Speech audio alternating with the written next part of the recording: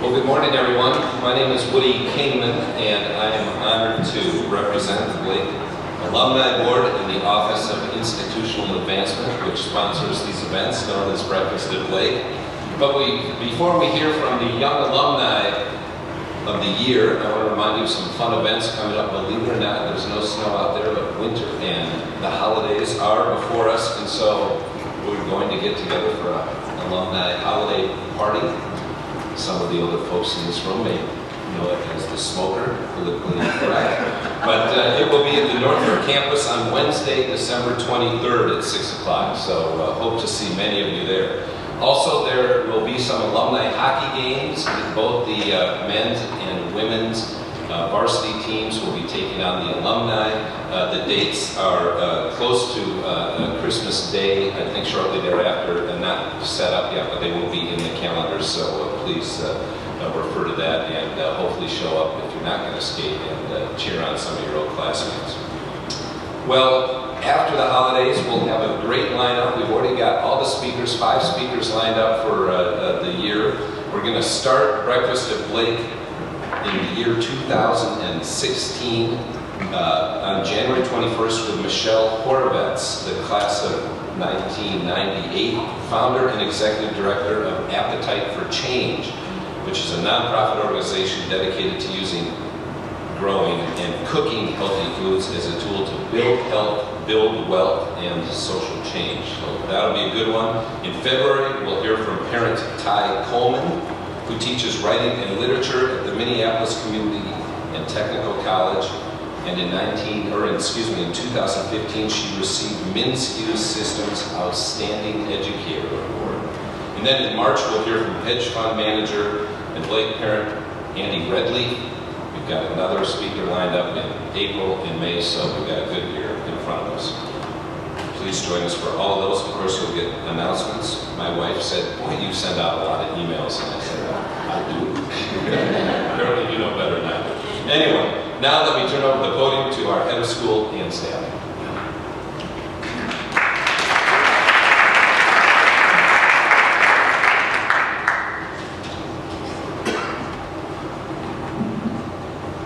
Good morning.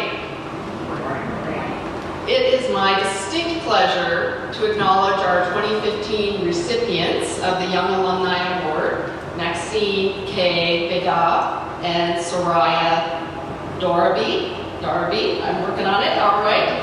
Together, these intrepid young entrepreneurs drew upon their individual career expertise and joined forces to co-found Zady, an online retailer aimed at consumers who care about the origins of the items that they purchase.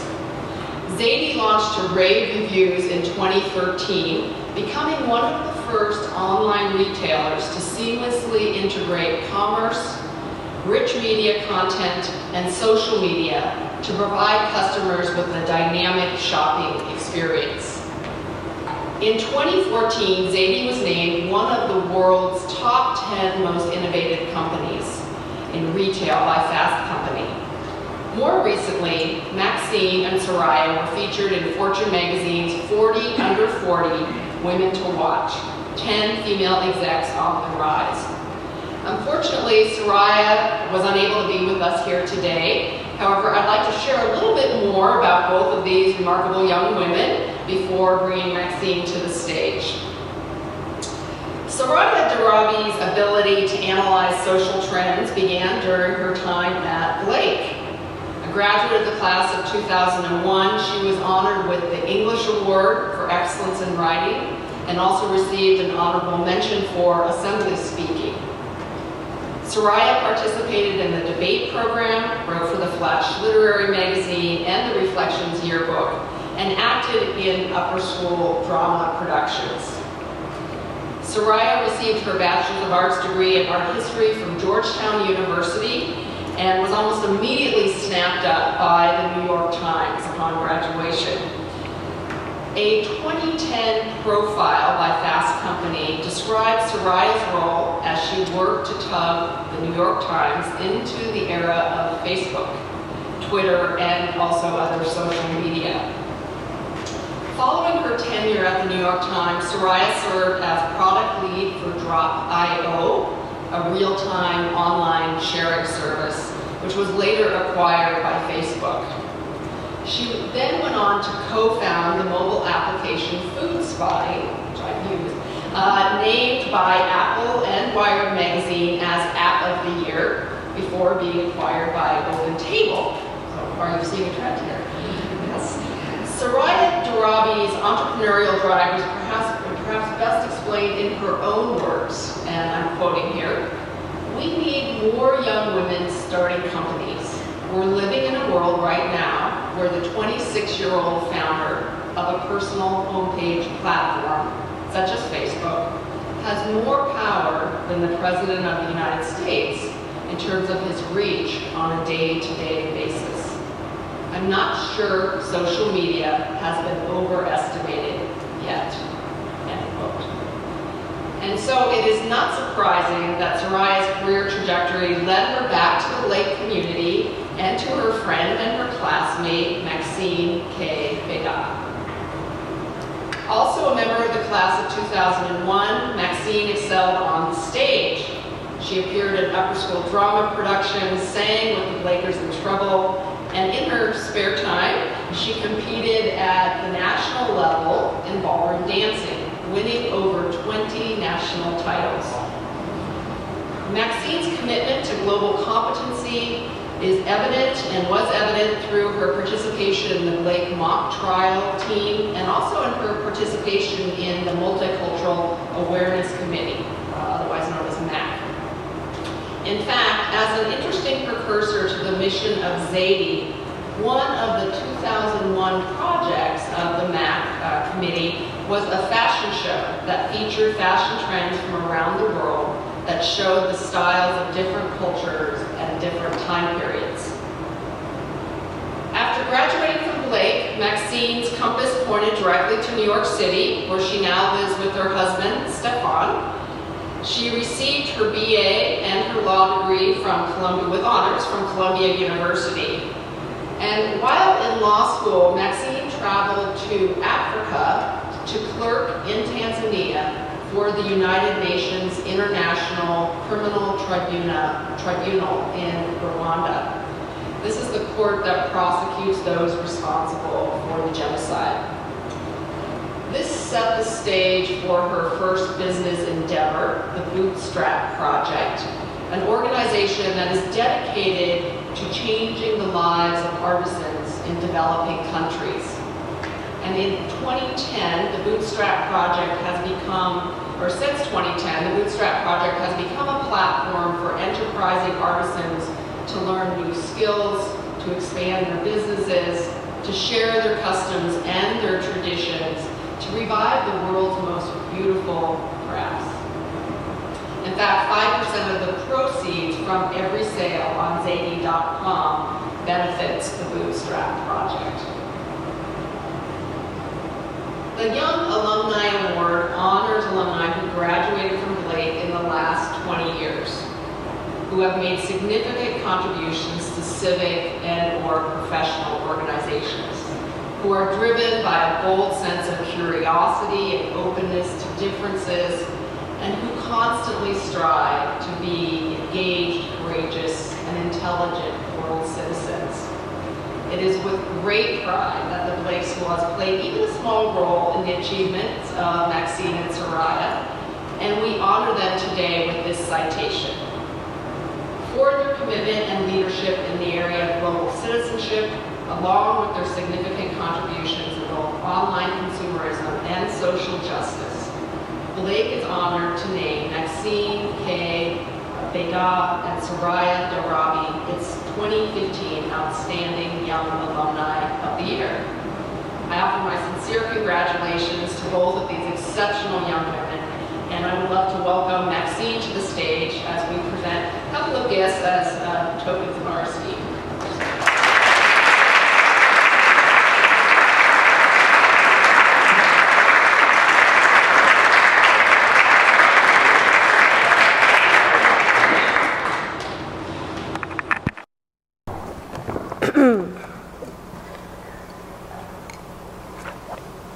Thank you so much, Dr. Stavny, for that incredibly generous introduction. It is such an honor to be with you today and receive the Young Alumni Award on behalf of myself and our fellow classmate and Zady's co-founder, Soraya Darby. In preparing these remarks, I really struggled to consolidate what 14 years at Blake has meant. And I did say 14, I did kindergarten twice here. I began by writing down memories, which the table at the back of my classmates, who I'm so excited to see here, will remember. Catching and tagging butterflies in Mrs. Forbes' class, waiting for my parents to pick me up at extended day. I was generally the last one to be picked up. I love you, Mom and Dad. Business day, choir tour with the beloved Mr. Larson, tennis practice, track meets, math tests. My gosh, when I began to think about it, it was an endless stream of perfectly vivid memories. How was I going to make sense of it all? And it was kind of in sifting through these memories that I really began to understand what an impact this institution, the Blake School, has had on me. I can break down that influence into really three components: global citizenship, responsibility and agency for our place in the world, and a healthy dose of very, very high expectations. In high school, when the Civil War broke out in Somalia, that was front page news in the international press. And we at Blake, we didn't simply read about it. We were provided the opportunity to engage and exchange with those incoming refugees, as I think you guys remember. It was ostensibly to help these new Americans with their English, but we certainly got more out of it on that exchange. We were exposed to people dealing with very real things in a very human way. And yes, there were really stories of great tragedy, but I just also remember the funny things about how they were describing, snow for the first time. And it was those experiences at that early stage in life that I understood that while I was living my own complicated reality in Minnesota, there were people living their own complicated reality around the block and also around the world. And it was that global but very human lens that has stayed with me throughout my career. Along with a global perspective, we were also given a sense of responsibility for the issues facing our world. Even in lower school, for Earth Day, we were told about the issues facing the planet, perhaps even with Mrs. Abramson sitting right there. And we were challenged to do something about it. For me, that meant going around the park with my dad and cleaning up the litter. So that change wasn't exactly on a global scale, but it illustrated how we were educated to see that the issues we were learning about were not just theoretical, and the solutions were not for others to figure out. They were in our own hands. Finally, if nothing else, a Blake student is faced with very high expectations. I was led to believe that I wouldn't get into college if I didn't have at least 5 AP classes in which I received a grade of 5 and make captain in at least one sport. I think, Stephanie, you probably did all of those things. It was most definitely a relief to discover that college was in fact quite a bit easier than high school at Blake. Hard work and excellence were expected of all of us, and that is now the expectation that I see for myself today. And Zady, the company that Soraya and I founded just over 2 years ago, is certainly the result of a Blake School education. As global citizens, we have identified a significant worldwide issue wrapped up in the apparel industry. We feel responsibility to act and an expectation that we can, should, and must do something about it. Pollution, climate change, global poverty, and the domestic economy are constantly in the news. As one recent post put it, the rise in atmospheric temperatures from greenhouse gases poses the most dire threat to humanity, measured on a scale of potential suffering since Imperial Japan and Nazi Germany launched near simultaneous wars of conquest. And the stories, they all seem to follow the same basic script. The problems are existential, and global governments just aren't doing anything to turn things around. And as citizens, we're not given many tools. We're told to recycle, and we're told to turn the lights off, and that's just about it. But what we discovered is that the key to solving these issues is actually with us. The seeming trivial decision of what we wear every day has an enormous impact on our people and the planet. Apparel is one of the biggest industries in the world. It's 2.5 trillion with a capital T big. And it's an industry that has fundamentally changed in the past 20 years with disastrous results. Our clothing has gone from an investment to disposable. In 1991, when I was in Mrs. Abramson's class, catching butterflies, the average American purchased 40 new garments annually. Today, we will now purchase well over 70. Over 150 billion new items are produced annually. This is an entire disposable wardrobe for every man, woman, and child on the planet, every single year. How disposable is it? Well, surveys have found that the average American now wears their clothing only 7 times before discarding it. And as a result, Americans are sending 70 pounds of clothing on average to the garbage dump every year. This shift to disposable fashion happened as trade barriers were dropped. In the 1960s, 95% of clothing Americans wore was American-made. Today, it is less than 3%. We didn't just lose American jobs in the process, the brands also lost control of their production.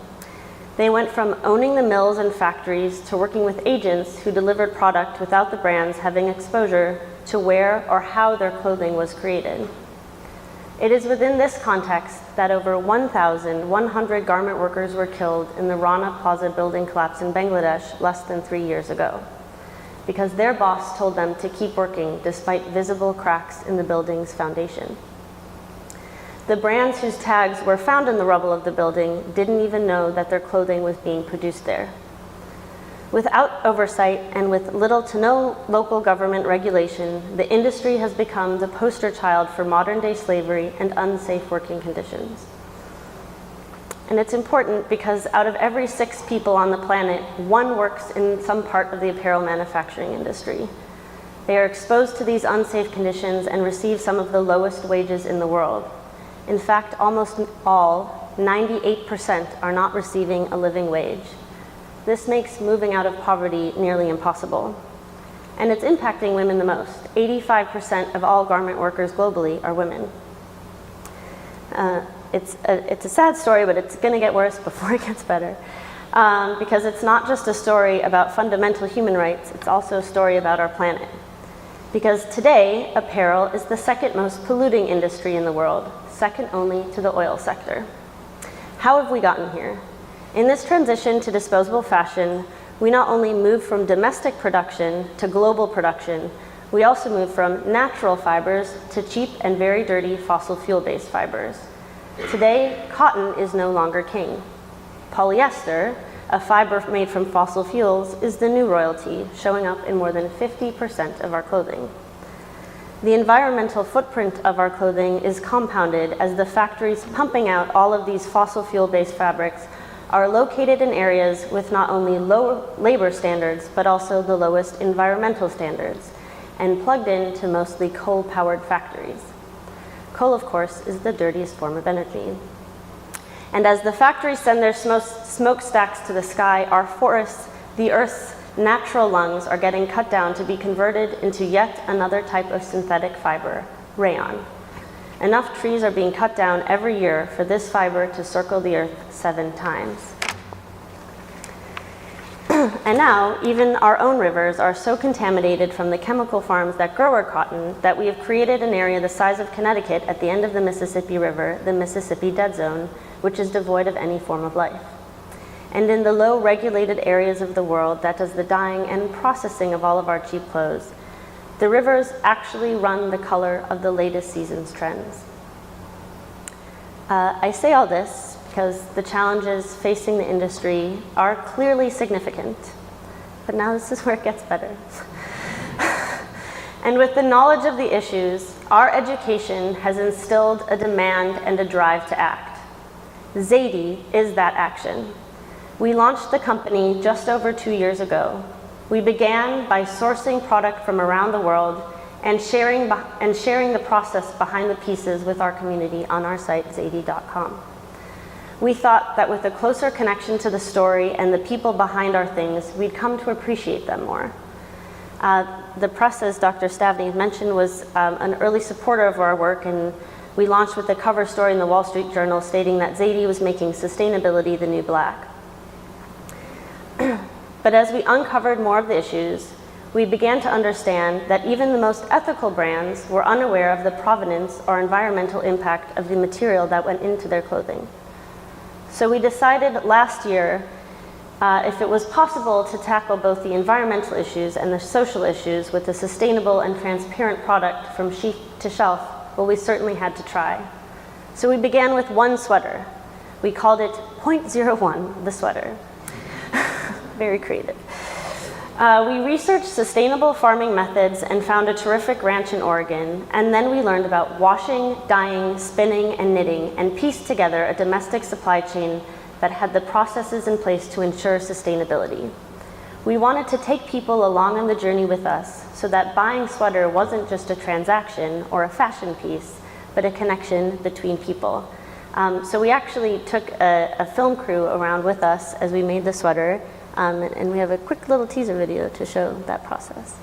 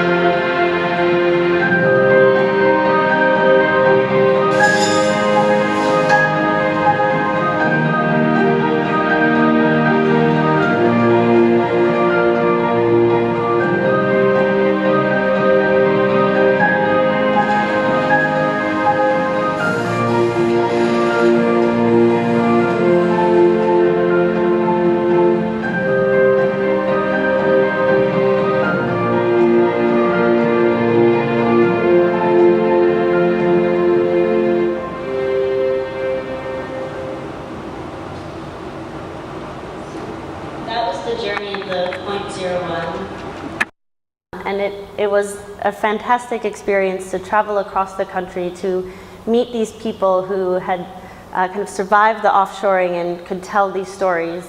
But I can also say it wasn't always easy. So when first speaking with Jeannie, who's the woman petting the sheep, she's the rancher, she was not interested in working with us. And she certainly was not excited about us interrupting her work with the film crew. And I had her on the phone, and I was trying to turn her no into a yes. And I'll never forget it. And she was saying, you know, Maxine, we're very different people. She's like, we come from different places. You come from the West Coast. I come from the East Coast. I come from the West Coast. You come from the East Coast. So I was like, no, I'm from Minnesota. She's like, I'm a farmer and you're a lawyer. And I was like, but I've barely been a lawyer. I'm certainly not acting as one now. And then she said, and I am old and you are young. And I was like, well, I won't argue with that one. And I remember just getting really flustered at this conversation because I needed it to work. She had the ranch, she had the practices. This was gonna be my woman.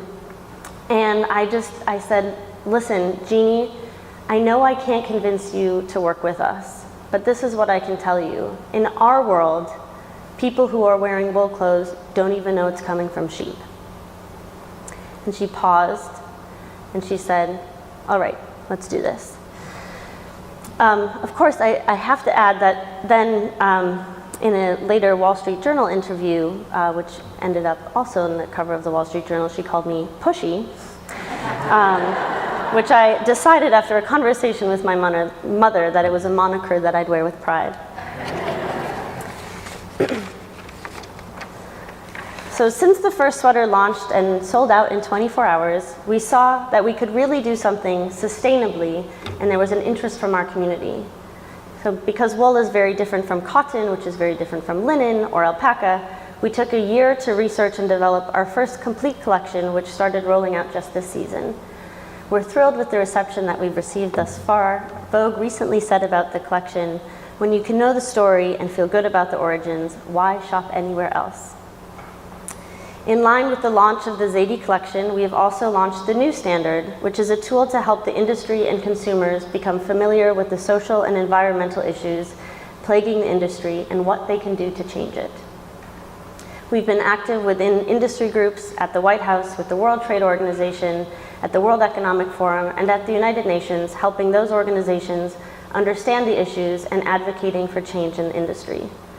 But most importantly, we're building a dynamic, fast-growing community who see that they are voting with their hard-earned dollars every time they make a purchase.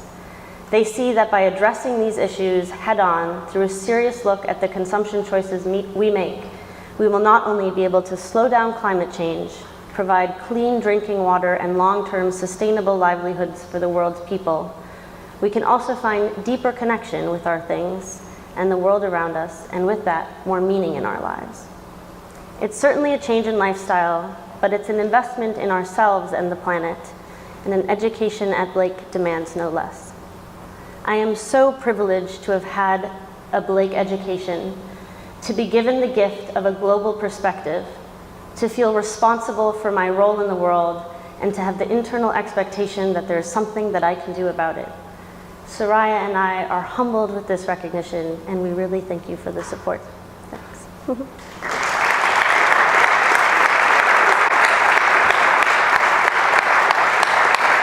was terrific. I'm sure we're going to get some questions. Question? Thank you very much. I'm sure there's a question or two out there. Who's our first? Right there. Thank you. We've got a microphone as well, right there. I have a question about, does your website, I didn't get a chance to visit it, but does it have information about environmentally responsible and sustainable ways to maintain your garments, as far as like cleaning, spot cleaning, alterations, or repair? Yeah, that's a great question. So we take into account the entire life cycle of a product, and care is a big part of it. So if you go onto zady.com/thenewstandard, you can also see an article that's specifically about how to treat your clothing once you have it.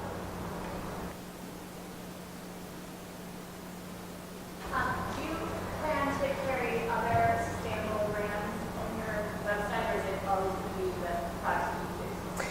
So we launched Zady. It was with third-party products, so other brands, and it was really in seeing that we couldn't find a brand that really tracked back down to the farm what a sustainable product was, that we launched the Zady collection. But having said that, we still carry third-party product, and what we're hoping to do with Zady is that it's really a platform for this new way.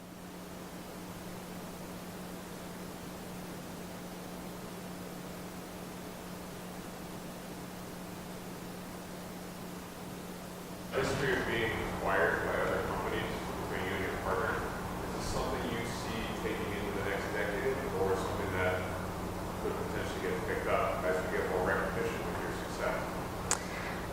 So we've definitely been approached by other holding companies of fashion brands, certainly as they're seeing both the challenges of maintaining the status quo of their production, and also to see that this real consumer shift is happening. This is something that I certainly want to dedicate my life to, so it's not a quick sell. But it's something, we're speaking to those people, and if it would be the right fit, it would be something, down the line. Any other questions?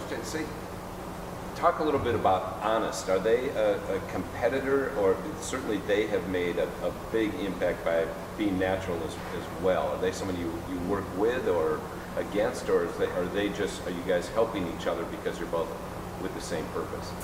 I think, what's really exciting to see is that this shift is happening across different industries. So Honest with cosmetics and with baby products, Tesla with cars, even Chipotle with food. There's a shift happening that's really causing a big stir to the traditional players, and we see that all as part of the family. certainly not competitive. It's helping shift consumer understanding and really a response for consumer demand.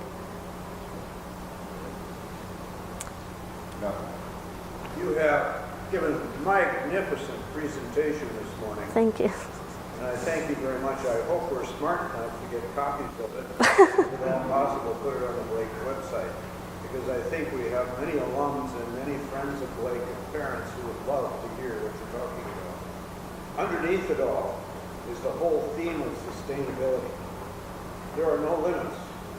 You're talking about a multi-trillion-dollar industry in which a part of sustainability finds itself today. But the totality of sustainability is so much greater. You have had experiences in other countries. I'm asking you to talk a little bit about how you see sustainability going forward.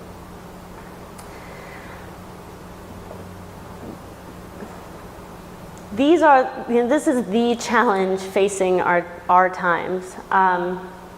And I think in my career, I was always just looking for where you make that impact. And what I ultimately understood from working in nonprofits to working in for-profits to working in law is that the consumer, and by complement the business, is going to be either where we find the solution or where we find the downfall. So I see what Tesla is doing, what Chipotle is doing, what Honest is doing, and hopefully what Zady is doing, as the vanguard of a shift that will take over all companies, that will become just the norm and the way of doing business. Because it's, I always push back if we're called an eco-fashion company, because it's not an eco-fashion company. We are a fashion company. It is not a sustainable company. We are just a company. Sustainability, all that means is processes that are going to be in place for the long term. So Blake School is a sustainable school. That's what I see as the shift going forward. It has to become the norm, otherwise we won't really have a planet to live on. Thank you very much. I don't know much about the garment industry at all, but I would think that the explosion of the... Hang on just a second, sir. Can you get the microphone over there? Thank you. I just want to say quickly, Malcolm, that was a great question, and we are recording the presentation, and we'll have it online, and we will share it with our community, because it is really important that our community, our students as well, see Maxine and hear this story. So we will make sure you know how that is. I didn't know I'd have to hold the mic. I don't know much about the garment industry at all, but I would think that the explosion of the synthetic fabrics came with because of affordability and things like that. And can you talk about how a sustainable product could be affordable to the general population? Yep. Yeah, that's a great question. So I think the thing to understand in this whole equation is some of the earlier statistics about how much more clothing we buy than we ever have before. And so that's a lot you'll see on the site, and I'm wearing it today, as is my mother, thank you.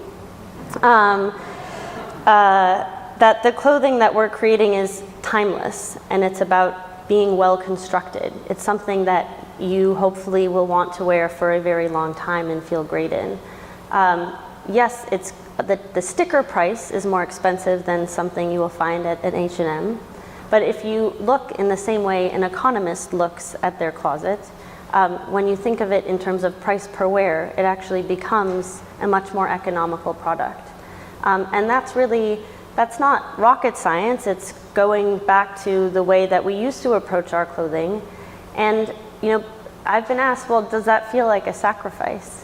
And it absolutely does not feel like a sacrifice. The clothing that has been pushed on us, it's these manufactured trends. It's planned obsolescence at its best. And so when you kind of get to take back control of your own clothing and your own wardrobe decisions, you spend a lot less, you get a better product, and you get to feel good about it too. It seems like such an important piece to all of this, both tackling the big issues and then also Usually I project well. But it seems like such a big piece is about education. And, you know, I mean, it's so many different hats that you're trying to wear, both with the entrepreneurial aspect and then the education piece. Could you talk a little bit about how you strategized and thought about how to approach that education piece? Yeah, that's a huge component. It often feels like sometimes we're a fashion brand, sometimes it's a tech company, and sometimes it's an advocacy organization, and I happen to love that dynamic. Education is a really big piece to what we do, and we trickle out the information in all different ways. So on our Instagram, which a lot of fashionistas like to follow Instagram, well, we have the fashion pieces that we put out there, but also every week we put out, this might not be appropriate for Blake audience, but Shitty Fact Tuesday. And that is just a bad fact that is a truth about the industry that we want to be real with people, and so we're direct on that.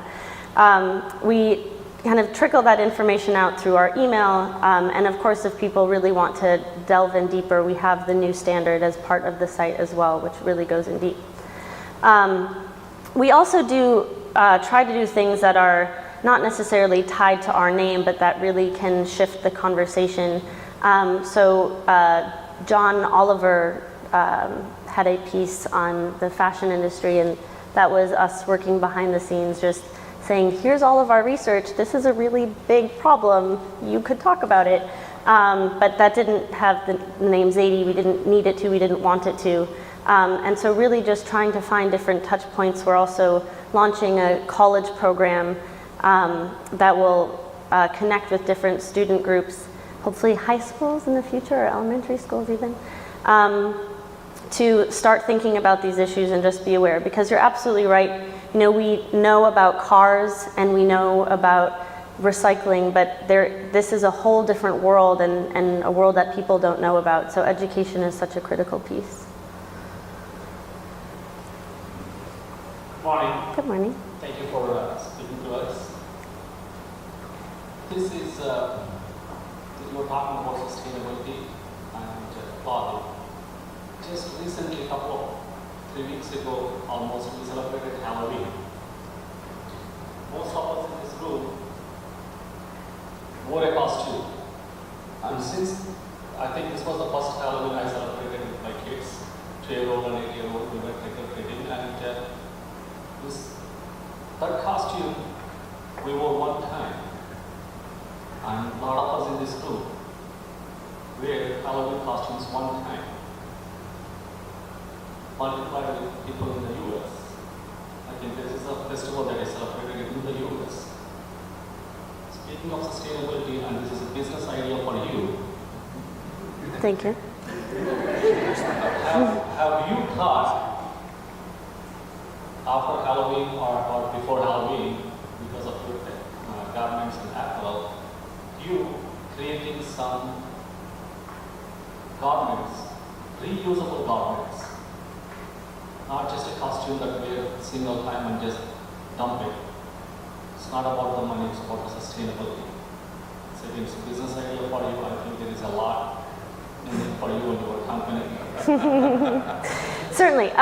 Well, my sister had a great business, our sustainability solution. Every year she dressed me as a bum for Halloween.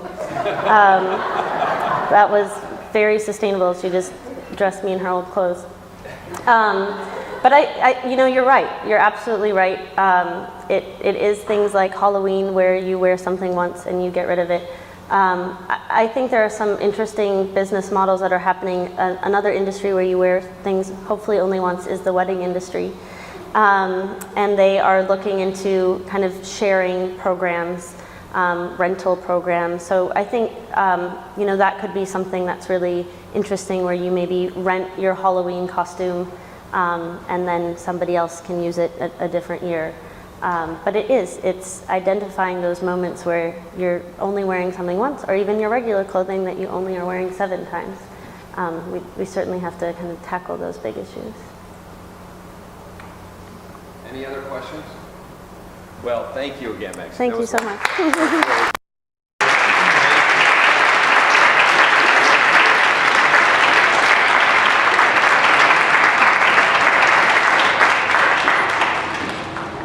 I cannot wait to go home and tell Elise, who complains about the fact that I wear gray flannel pants every day of the week, that I'm doing my part for sustainability. So thank you for that. And I'm going to feel better about my closet, a lot better about my closet, which is really, really old. So thank you all for coming. Thank you for a wonderful morning. We do, by the way, we have been recording these breakfasts for, I think we're in our 3rd year. So you can go to the Blake website, or you can be really high-tech, forget Blake, you can go straight to YouTube and look it up. So this will be posted probably by tomorrow morning. So thanks for joining us. Join us at the holiday party. Thank you for joining us at hockey. Did you have an announcement as well? I hate to say, it's almost easier just to go to YouTube and type in breakfast and lunch. But hey, we're out there. We're in social media. That's most important. So thanks, everyone.